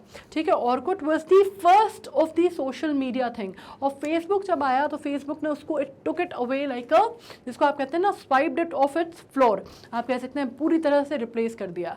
और बड़ा एक चीज़ है कि फेसबुक या इंस्टा जो है वो कम्प्लीटली 100% फ्री है and stuff like that, but उसमें एक बड़ी अच्छी एक कोटेशन आती है that when you don't have to pay the price, when there is no price, then you are the price, right, when you are the product, मतलब आप खुद प्रोडक्ट हैं। ठीक है, अगर आप किसी चीज़ का पैसा नहीं चुका रहे हैं तो ये मान के चलिए कि आप खुद प्रोडक्ट हैं, and that fits the bill best when हम सोशल मीडिया की बात करते हैं, क्योंकि हम जब कोई पैसा नहीं चुकाते हैं तो हम खुद प्रोडक्ट हैं। मतलब जो अकाउंट वो बनाते हैं, जो marketing and the advertisement that comes through to them via us, वो अपने आप में उनके लिए क्या करता है, रेवेन्यू जनरेट करता है। तो ये चीज़ क्लियर हो गई आपको, digital, how digital economies work. Now initiative taken for e governance in India, अभी हमने वर्ल्ड की बात कर ली। Now let's discuss the initiative जो कि भारत में लिए गए हैं, ठीक है। Digital India project, of course we know digital India हम समझते हैं सेल्फ रिलायंट, आत्मनिर्भर भारत में अगर हम बात करते हैं तो काफ़ी सारी चीज़ें आ जाती हैं। एक बार हम ये समझ लेते हैं कि भूमि प्रोजेक्ट है ना, जो मेजर प्रोजेक्ट है, अगर हम बात करते हैं ई विद्या प्रोजेक्ट, आपने सुना था ई लर्निंग, मतलब ई विद्या कौन सा विद्या, आप समझ सकते हैं एजुकेशन या लिटरेसी से रिलेटेड है, राइट। तो इस तरह की जो मुहिम है वो भी हमारे यहाँ चली हैं। ई कोर्ट्स आप जानते हैं, ठीक है। ई कोर्ट्स मतलब आपके ऑफकोर्स जस्टिस या न्यायालय की बात कर रहे हैं जो कि डिजिटलाइज प्लेटफॉर्म पे हैं। और बातें हम ये कर लेते हैं, भूमि प्रोजेक्ट है जो कि कर्नाटक गवर्नमेंट का है, ऑनलाइन डिलीवरी है लैंड रिकॉर्ड्स की, ठीक है। भूमि ऑफकोर्स आप समझते हैं कि हम बात कर रहे हैं किसकी, ज़मीन की। और online delivery of land record is a self sustainable e governance project for the computerise delivery of 20 million rural land records to 6.7 million farmers of Karnataka. तो ये अपने आप में ये वो प्रोजेक्ट्स हैं जो कि बहुत फेमस प्रोजेक्ट्स हैं, बहुत लैंडमार्क है in the sense that they are, जो जिस काम के लिए, जिस काज के लिए बनाए गए थे, they are delivering to what the motive was, है ना, they are delivering to the result, इसलिए ये बहुत इंपॉर्टेंट माने जाते हैं, ठीक है। आप इसको मान सकते हैं सेल्फ सस्टेनेबल है। ई गवर्नेंस प्रोजेक्ट है जो कि कंप्यूटराइज डिलीवरी की, जिसने कितने 20 मिलियन रूरल लैंड रिकॉर्ड्स की, कितने लोगों को 6.7 जो इसके मालिक थे, जो फार्मर्स थे, जो इसके हकदार थे उनको, ठीक है। एक आप जान सकते हैं खजाने, खजाने means end to end automation of government treasury system. खजाने मतलब अगर हम बात करते हैं खजाने से, है ना, खजाना मतलब क्या, पैसा, है ना। आप क्या बोलते हैं, वो अलादीन का ख़जाना मिल गया है हमको, हा हा हा वाला वो जो ख़जाना है वो ये यहाँ पे, ठीक है। तो उससे याद रखना खजाने, ठीक है।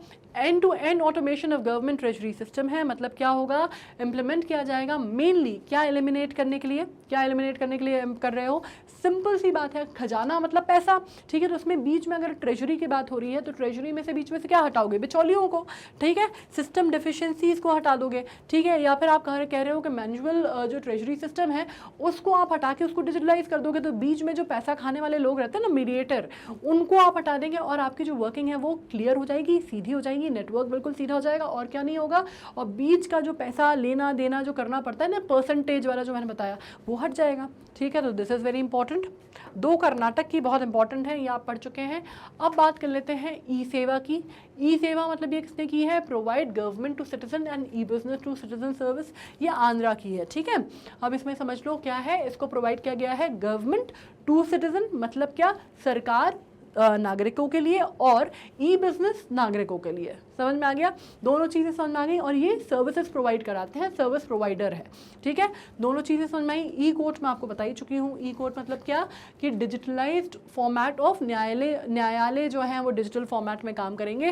जैसे आप ये देखिए, ई कोर्ट्स ऑफ इंडिया, ठीक है, ई कोर्ट, ठीक है। अब ये किसने किया है, डिपार्टमेंट ऑफ जस्टिस ने किया है।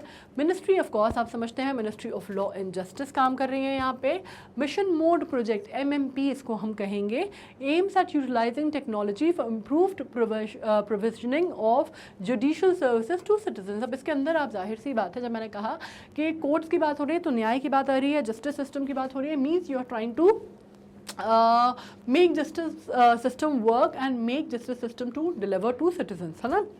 आप अगेन वो जो जिसको कहते हैं ना ढीला हिसाब है हमारे यहाँ, हम उसको थोड़ा सा तेज़ करने की बात कर रहे हैं, थोड़ी सी गति देने की बात कर रहे हैं, थोड़ा सा फास्ट फॉरवर्ड एक्शन में बढ़ाने की बात कर रहे हैं, ठीक है। ये क्लियर हो गया। अब ई डिस्ट्रिक्ट आ गए। ई डिस्ट्रिक्ट मतलब क्या हो गया, ई डिस्ट्रिक्ट का मतलब हो गया, ये किसने किया है, ये डिपार्टमेंट ऑफ इंफॉर्मेशन टेक्नोलॉजी मतलब DIT ने इसको लॉन्च किया है, ठीक है। और क्या बात हो रही है, MMPs हम अभी पहले समझ चुके हैं। इसका मतलब ये होता है, ये डिलीवर करना चाहते हैं high volume citizen centric services at the district level such as issue of birth and death certificate, income and caste certificate, old age and widow pension etc. ये मैंने आपको बताया था कि आज की डेट में अगर आप जाते हैं तो हर चीज़ जो है वो डिजिटलाइज हो गई है। पहले आप जाते थे नगर निगम के चक्कर काटते थे, नगर पालिका के चक्कर काटते थे, आजकल कुछ भी नहीं होता, हर चीज़ डिजिटल फॉर्मेट में आपको मिल जाती है। आप चाहे वो जन्म मृत्यु पंजीकरण से लेकर डोमिसाइल बनाने से लेकर, अगर आप विडो पेंशन की बात करते हैं या फिर आप बात बात करते हैं ओल्ड एज की या इनकम जो आपको मालूम है कि वो होता है, क्या बोलते हैं, इनकम सर्टिफिकेट होता है, ये सब कुछ जो काम है ये ज़िले के स्तर पर अगर आप बात करते हैं तो ये सब कुछ जो है सिटीजन सेंट्रिक सर्विसेज जो हैं वो भी डिजिटलाइज हो गई हैं, हर चीज़ जो है वो ई फॉर्मेट में आ गया है। ठीक है, MCA की बात कर लेते हैं। Launched by the ministry of corporate affairs, the project aims to provide electronic services to the companies registered under the companies act. अब MCA जब हम बात करते हैं तो ये किसने लॉन्च किया है, ये मिनिस्ट्री ऑफ कॉर्पोरेट अफेयर्स ने किया है। ठीक है, मिनिस्ट्री ऑफ कॉर्पोरेट अफेयर्स ने इसको किया है और इसके तहत हम क्या कर रहे हैं, इसके तहत इलेक्ट्रॉनिक सर्विसेज या ई सर्विसेज जो है हम किसको प्रोवाइड कर रहे हैं, कंपनीज को जो कि इंडियन कंपनी एक्ट के तहत रजिस्टर्ड हैं। ठीक है, मतलब जो भी कंपनीज जिसको आप कहते हैं कि रजिस्टर्ड कंपनीज हैं, चाहे वो किसी भी लेवल पे हो, है ना, वो चाहे वो पार्टनरशिप कंपनीज हो, PPL हो, कोई भी कंपनी हो, प्राइवेट लिमिटेड हो, छोटी कंपनी हो, किसी भी लेवल पे जो भी कंपनी रजिस्टर्ड है उसको ये सर्विसेज प्रोवाइड की जाएंगी, उनका प्रोटेक्शन ऑफ सर्विस होगा और उनको सर्विसेज जो है वो डिजिटलाइज फॉर्मेट में प्रोवाइड की जाएगी। अब अपन फाइनली आ गए हैं कंक्लूजन पे। खूब सारा अपन ने पढ़ लिया है, खूब सारी चीज़ें अपन को समझ में आ गई हैं। आई एम श्योर कोई दिक्कत नहीं होगी, है ना। अपन ने काफ़ी जितनी चीज़ें अपन पढ़ सकते थे ई गवर्नेंस में, ई डिजिटल गवर्नेंस में, डिजिटल इकोनॉमी में, हम वो पढ़ चुके हैं। नाउ कंक्लूड कर लेते हैं फटाफट उसको। Rapid digitalisation of the world along with the new focus on trust in the global supply chains for digital product and services represent tremendous opportunities for India and its youth. जाहिर सी बात है कि जब हम बात करते हैं तो कोई भी developing economy, not just India but कोई भी developing economy, even for that matter even developed economy as we spoke about, आपको मालूम है कि उसमें रैपिड डिजिटलाइजेशन और वर्ल्ड, अगर हम पूरी दुनिया को, जब हम कहते हैं कि we are bringing the globe together, we are actually doing that, है ना। जब हम ये बात बोलते हैं कि हम पूरी दुनिया को एक मुट्ठी में समा ले रहे हैं या हम पूरी दुनिया को साथ में लाने का, बांधने का काम कर रहे हैं, तो पहले ये बहुत ज़्यादा ऑक्सीमोरॉन लगता था। ऑक्सीमोरॉन मतलब कैसे हो सकता है, इतनी बड़ी दुनिया को एक मुट्ठी में कैसे ला सकते हैं, या हाइपरबोल लगता था कि मतलब बोलने वाली बात है ना, बोल देते हैं वो तो हम। लेकिन एक्चुअली डिजिटलाइजेशन ने ये चीज़ की है, ये परिवर्तन आया है। आज की डेट में हम बैठ के चाहें तो अगर आप US का कोई रिमोट वर्क है तो वो भी लोग कर रहे हैं, राइट। कोविड में अगर आपको देखने को मिला है, क्योंकि वर्कफोर्स लोगों ने कम कर दी है, बहुत ज़्यादा ले ऑफ्स हुए हैं, सब कुछ हुआ है, तो आप देखेंगे कि लोग बड़े बड़े लेवल्स पे जाके काम कर रहे हैं, या फिर आपको मालूम है रिमोट वर्क या हाइब्रिड वर्क, या जिसको आप कहते हैं वर्क फ्रॉम होम अपॉर्चुनिटीज़ जो हैं बहुत ज़्यादा आ गई हैं, राइट। आप घर पे बैठे हुए आप चाहें तो इजिप्ट का कोई आप वो उठा सकते हैं। इजिप्ट मैंने कितना रैंडम सा बोला ना, इजिप्ट खैर मैं भी पढ़ रही थी इजिप्ट के बारे में, इसलिए दिमाग में था, तो खैर इजिप्ट का प्रोजेक्ट उठा सकते हैं। आप चाहें तो आप टर्की का उठा सकते हैं, आप चाहें तो आप UK का जो पूरा मार्केट है वो कैप्चर कर सकते हैं अगर आप करना चाहें प्रोजेक्ट। सो सिमिलरली आप सब कुछ कर सकते हैं घर पे बैठे बैठे, right. So what you are doing is actually पूरी दुनिया जो है at the click of your finger आ गई है, ठीक है। नाउ सो अगर आप बात करते हैं, अगर हम ग्लोबल सप्लाई चेन्स पे बात करते हैं for digital product and services, ये बहुत अपॉर्चुनिटीज़ लेके आया है, ना सिर्फ भारत के और भारत के युवाओं के लिए, पर पूरे विश्व के, अगर आप बात करते हैं डेवलपिंग नेशंस के लिए, तो उन सब के लिए एक अपॉर्चुनिटी है जो कि इतना अपने आप में आप कह सकते हैं जो कि लिटरेट हैं, एक तरह से आप कह सकते हैं कि वो टेक्निकली लिटरेट लोगों के लिए एक बहुत अच्छा आयाम खुला है। और आज की डेट में जैसे हम बोल रहे हैं ना कि जैसे हम भाषाएं बोलते हैं, जैसे एक सुशांत सिंह राजपूत का आपने इंटरव्यू सुना होगा। सुशांत सिंह राजपूत बहुत यूथ आइकॉन और सुसाइड कर ली थी उसने, बहुत ही बढ़िया एक्टर था और बहुत इंटेलिजेंट भी था वो, है ना। AIEEE में उसकी 7th रैंक थी ऑल इंडिया, ठीक है। तो उसने एक उसमें बोला था कि जैसे हम जो लैंग्वेजेस आज सीखते ना, हिंदी इंग्लिश पढ़ाई जाती थी या जर्मन फ्रेंच हमको पढ़ाई जाती थी जब हम स्कूल लेवल पे थे, वैसे ही आने वाले भविष्य की जो लैंग्वेज होगी वो कोडिंग होगी। तो अगर हम आज से बच्चों को कोडिंग सिखाते हैं, अगर हम डिजिटल कोडिंग की भाषा उनको सिखाते हैं, तो आगे चल के उनके लिए बहुत आसान होगा, because everything will eventually come down to that. और आपने देखा भी होगा वो WhiteHat Junior and stuff like that, मतलब एक उसका नाम ले रही हूँ मैं, इस तरह के और भी हैं जो कि कोडिंग प्रोग्राम्स रन करते हैं बच्चों के लिए, है ना। So people are really doing that. तो आपको मालूम है क्या, that you want to upskill yourself when it comes to technical thing. आपको डिजिटली अपने आप को थोड़ा सा अपग्रेड करना पड़ेगा। घर पे देखते होंगे ना, जैसे आपके दादू होंगे, नानू होंगे, नानी होंगी, दादी होंगी, तो आपको देखते होंगे कि वो लोग जो पुरानी जनरेशन के लोग हैं उनको बहुत ज़्यादा फंडा नहीं समझ में आता, उनको आज भी नहीं समझ में आता। उनको लगता है कि भाई थोड़ा बहुत हमने समझ लिया, थोड़ा बहुत सोशल मीडिया व्हाट्सएप चला लिया, दैट इज़ इट। आप उनको बोलो कि हर चीज़ घर पे बैठ के कर लो तो वो नहीं करेंगे। आप उनसे बोलो कि भैया फॉर्म जो है यहीं पे आ जाएगा, अकाउंट अपन घर से खोल लेते हैं, तो उनको क्या, उनको लगता है मतलब आपके दादा परदादा, मतलब उनको क्या लगता है कि एक काम करते हैं वहीं पे बैंक जाके कराएंगे हम अपने सामने खड़े होके काम, है ना। तो वो माइंडसेट जो है वो उस ज़माने में तो चल गया, लेकिन आज के ज़माने में वो नहीं चल पाएगा। तो आप ये कह सकते हैं कि एक तरह से जो ऑनलाइन सर्विसेज है एंड ग्लोबल सर्विस मार्केट है, ये अपॉर्चुनिटीज़ जो आ रही हैं वो इंडिया और यूथ के लिए बहुत ज़रूरी है। और आपको अपने आप को साक्षर अपग्रेड करना ही होगा कंप्यूटर स्किल्स में, या कंप्यूटर एप्लीकेशन स्किल्स में, या डिजिटली या technically, whatever terminology you want to put it, ठीक है। It is now up to all to us to engage in the collective सबका प्रयास। ये सबका प्रयास क्या है भाई साहब, ये नाम याद रखिएगा। सबका प्रयास अगेन एक इनिशिएटिव है सरकार का, भारत सरकार का, to realise new India's economic potential, मतलब नए भारत की नई शुरुआत, नए भारत की नई आर्थिक शुरुआत, या आर्थिक पोटेंशियल को क्या बोलेंगे भाई हिंदी में, पोटेंशियल को नहीं पता मुझे हिंदी में क्या बोलेंगे, पोटेंशियल से ही समझ लो, ठीक है। पोटेंशियल मतलब जो आपके अंदर आप में करने की जो प्रतिभाएं हैं उनको उभारने की चीज़, कोशिश, ठीक है। Good, cool. Now with this we have come to an end. Finally हमने ई गवर्नेंस और digital economy and digital governance हमने कंप्लीट कर ली है। आई एम श्योर आपके समझ में आई होगी, डाउट वाली इसमें कोई चीज़ थी नहीं। वैसे बड़ा सिंपल सा फंडा था, बड़ा सिंपल सा फैक्ट था। आप लोग क्योंकि ई जनरेशन के लोग ही हैं, जाहिर सी बात है कि मैं बोल रही हूँ आप पढ़ रहे हैं और आप डिजिटल मोड में ही पढ़ रहे हैं, तो ये तो आपके बहुत अच्छे से समझ में आया होगा, ठीक है। By the way, on this note I am signing of and you can stay connected. Again the digital economy and the digital governance की जो पढ़ाई हमने की है उसको पुट इट टू वर्क। और आप हमसे किस तरह से कनेक्ट रह सकते हैं, आप हमारे सोशल मीडिया हैंडल्स के ज़रिए हमसे कनेक्टेड रह सकते हैं, चाहे वो हमारा यूट्यूब चैनल हो। यूट्यूब चैनल तो ऑफकोर्स आपको मालूम है हमारा चैनल चलता है, प्लेलिस्ट होती हैं तो आपको मालूम है। उसके अलावा आप चाहें तो फेसबुक पेज है हमारा इंस्टा हैंडल है, टेलीग्राम के माध्यम से किसी भी तरह से आप जिस भी तरह से चाहें आप हमसे जुड़ सकते हैं, या फिर आप नॉर्मल हमारी वेबसाइट पे जा सकते हैं मैग्नेट ब्रेन्स, वहाँ पे भी हम अवेलेबल है, ठीक है। अब एक और चीज़ आप समझ लीजिए, हमारा ट्विटर हैंडल भी है। आप जितने यहाँ पे लोगो देख पा रहे हैं सोशल मीडिया के, हम सब पे अवेलेबल हैं, ठीक है। आपको सब्सक्राइब करना होता है, बाय नाउ पे लेटर, कोड कूपन अप्लाई करो। आगे का पढ़ना है तो 2 चैप्टर पढ़ लो, फिर फलाना कोड जो है अप्लाई करके इतना डिस्काउंट मिलेगा। इस तरह के किसी गिमिक में हम नहीं हैं, ठीक है। 100% फ्री चैनल है, 100% फ्री एजुकेशन देता है और हमेशा ऐसा ही रहेगा, ठीक है। ओलंपियाड की तो तैयारी कर ही रहे हो, इसके साथ अगर कुछ और भी इसमें से पढ़ रहे हो ना, जैसे कि CBSE की अगर पढ़ाई करते हो, जो स्कूल की पढ़ाई है, तो वो भी कर सकते हो। स्पोकन इंग्लिश भी सीख सकते हो, कुछ और नई चीज़ें देखना चाहते हो, समझना चाहते हो तो वो भी सीख सकते हो। DIY भी होते हैं हमारे यहाँ, राइट, तो वो भी सीख सकते हो। So on this note I am signing off. I hope you had a good lecture and you are keeping good care of yourself, you are taking good care of yourself. Be good, be happy and study hard. Thank you so much.